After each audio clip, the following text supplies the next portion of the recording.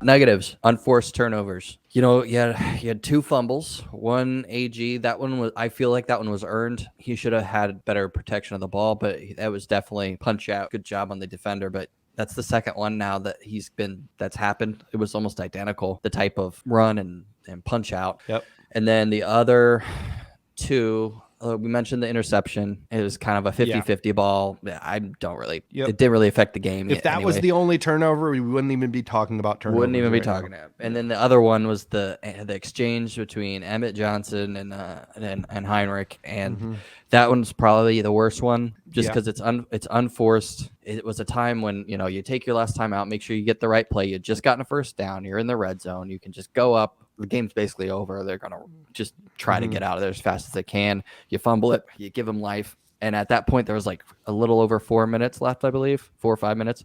Yeah. I was starting to sweat a little bit because I know how fast those things can go. Yes. I know you said you never cared, but that was one of the instances that's like, okay, maybe we're coming out of the bad luck factor. Yes. Because we tried to let it happen again.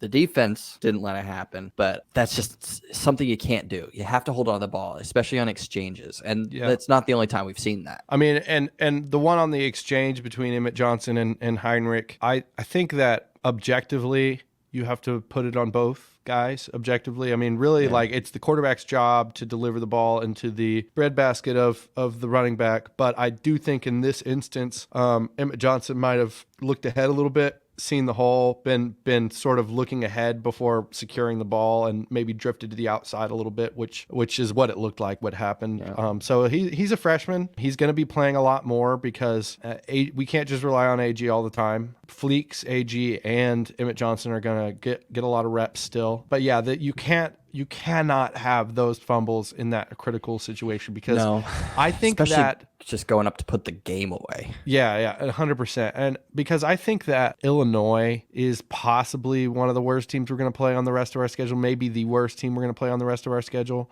I think Illinois would probably, I mean, it's close. It's close. But if you look at Illinois' resume and Northwestern's resume, they're very close. Yeah, they're very close. Michigan State. Oh, yeah, them too. I mean, there's some not very good teams on the rest of our schedule, but Illinois is arguably the worst. Arguably, they're in that conversation. So they didn't take advantage of the opportunities we presented them. Partially, you can credit our defense for stepping up in those situations, but we play a team that's slightly better, and they'll capitalize. Minnesota would have capitalized. It would have been the same game basically if we were playing Minnesota. Any other negatives you can think of? Another missed field goal. Just the red zone in general. You got to score. You got to get points. What did we were in there 5 times and only scored 5 times, and we scored twice. Yeah, twice, because we had 2 field goals. Two field goals and no fumble. Yeah. So not a pretty game, not a fun one to rewatch, to be quite frank. I rewatched it a couple of different times, and the fun aspect of it is that it was a win. But guess what? Game. Yeah.